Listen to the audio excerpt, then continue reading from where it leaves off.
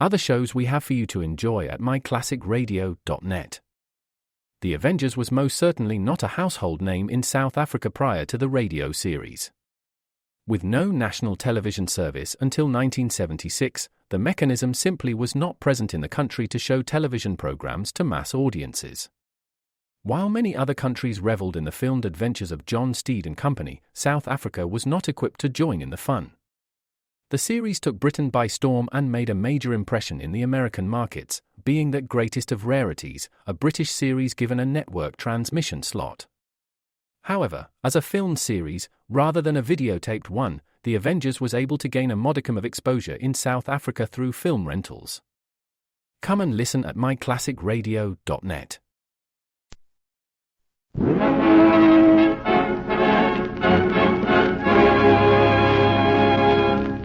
Afloat with Henry Morgan.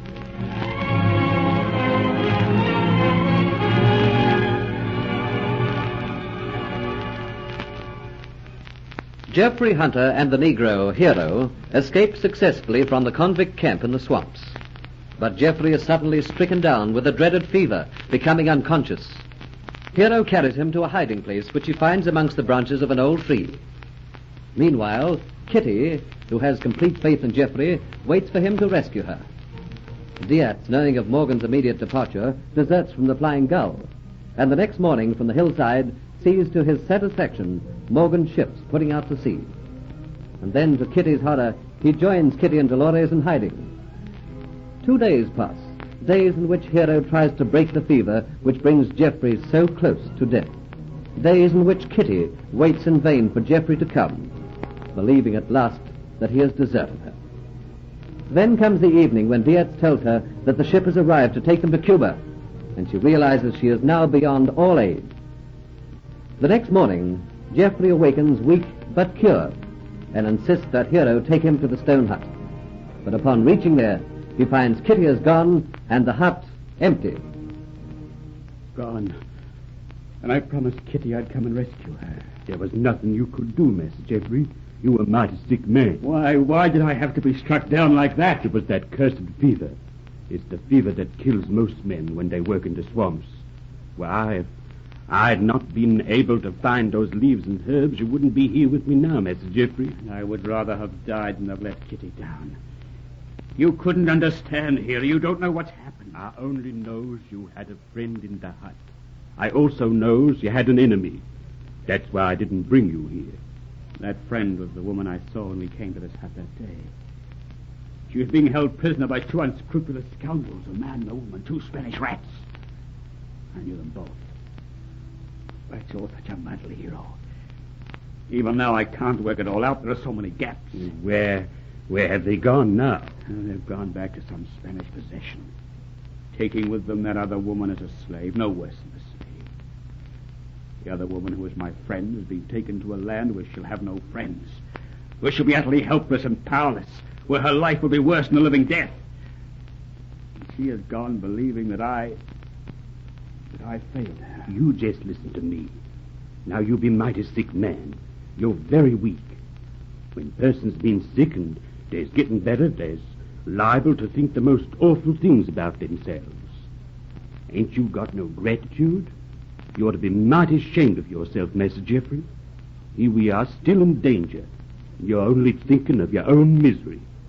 You ain't got no thoughts for poor old Hero, what's done all he can to keep you from the grave. Yes, Hero, you're right. I haven't even said thank you. Why didn't you leave me? You might have been miles away from here now. I didn't want to leave you. You're my friend. There's nothing I wouldn't do for you. Nothing else matters. I knows you're still a sick man. You have to get rest. Now, I suggest we go inside the hut. No one is here. You can lie down and try to get some sleep for the rest of the day. When evening comes, you'll be refreshed. Ain't you forgetting that we go and join Captain Morgan? Henry Morgan. Yes, we have to get to Port Royal. I was forgetting that. We must get there. Especially now that woman has made her escape and gone off the island. She knows Henry Morgan's plans. I, poor fool, told her. We have to reach Henry Morgan before he sails and warn him that his plans are known by a Spanish spy who has gone back to some Spanish possession. Unless he is warned, he'll be trapped. This expedition that Morgan is going on is the most hazardous one he's ever attempted. Well, there ain't nothing that we can do until nightfall. You must get some rest before we go to Port Royal. What with the sickness and disappointment that you've had, we can't travel in daylight. We'll have to wait until nightfall. Now you come with me inside the hut and I'll make you comfortable. And then when it's dark, you and I'll sneak into Port Royal under cover of night. And we'll find Captain Morgan.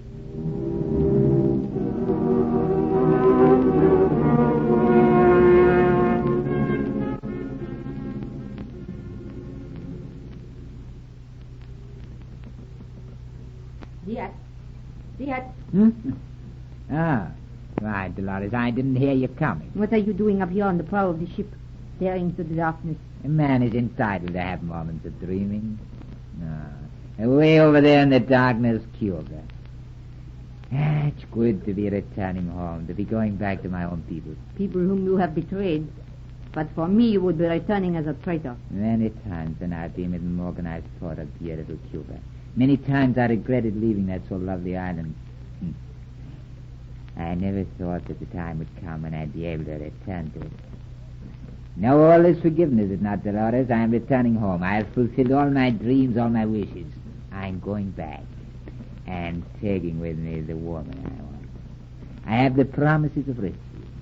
And you are going to keep your word, are you not, Dolores? I have promised you a reward, yes. I have promised you safety. What more do you want? I just want to remind you that but for me, you would not have got back the Aztec necklace. I have not got it back. Not yet. No. But you will have it when we reach Cuba.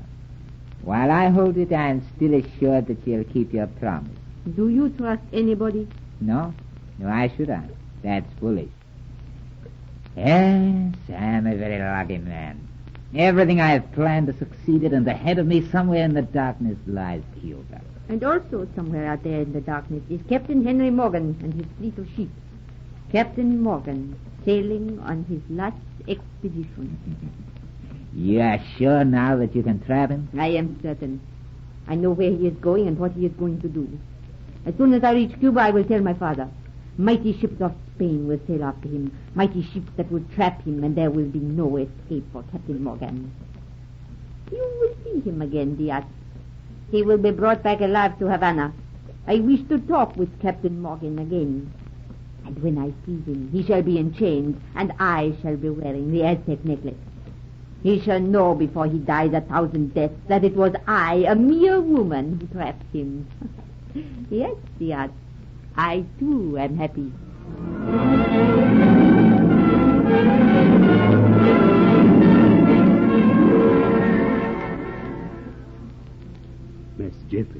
Master Jeffrey, wake up.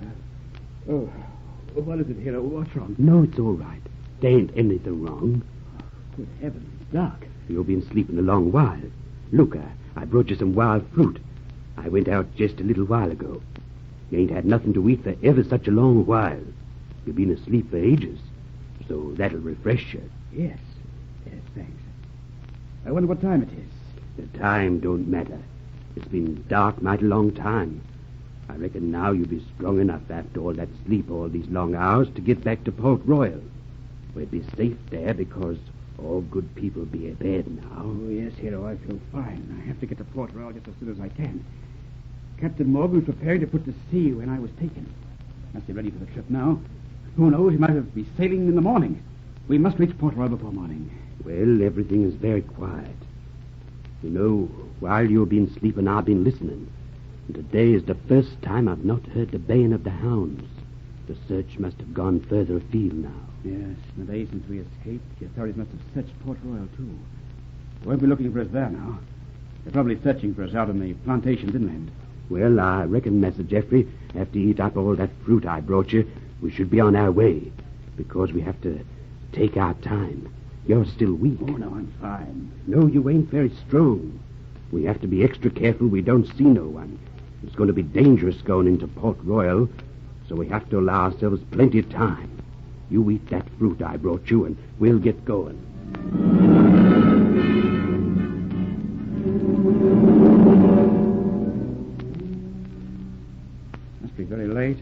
what time it was. Must be well into the hours of early morning. We reached Port Royal, not seen a sign of anybody. Wait a minute, Master Jeffrey. Look, just coming round the corner. Down there. Someone carrying a lantern. Yes, I see. Quickly. Get in here, through these open gates. Stand behind the high fence. Let everybody go past.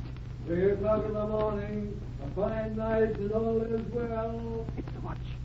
If he sees us, he'll raise the alarm. Keep quiet. He's coming closer. What bad luck this is. Round the next corner, we'll be right at the docks. He ain't likely to look behind this wall. 3 o'clock in the fine morning. And all is well. He's passing. He ain't stopping. Keep quiet. It'll be an hour before he comes this way again. Now, as soon as he's gone, don't run towards the docks. Just walk casually. Footsteps on pathway attract attention. His footsteps have faded right away now. Try the safest to go now. Not too fast, hero. Nearing our journey's end. It'd be dreadful to be caught now.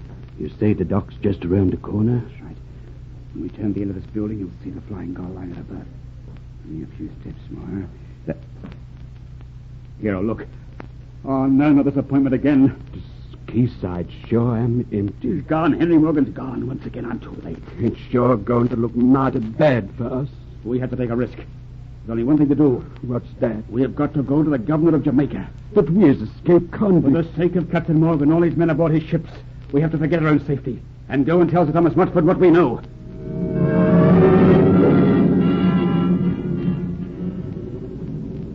Look at the time, Sir Thomas. 4 o'clock in the morning. I'm not used to this sitting up all night and talking. Well, you return to England tomorrow, Colonel. It's the last opportunity of having a little chat with you. But before you go, let's go into my study and have a final nightcap. You know, I hate going back to England and not knowing the fate of Antoinette de Lacy. Yes. Worries me, too. I try not to think of it.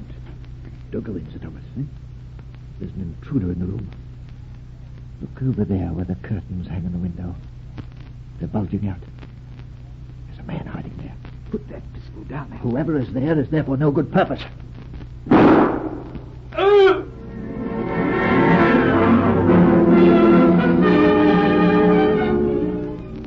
A shot is fired.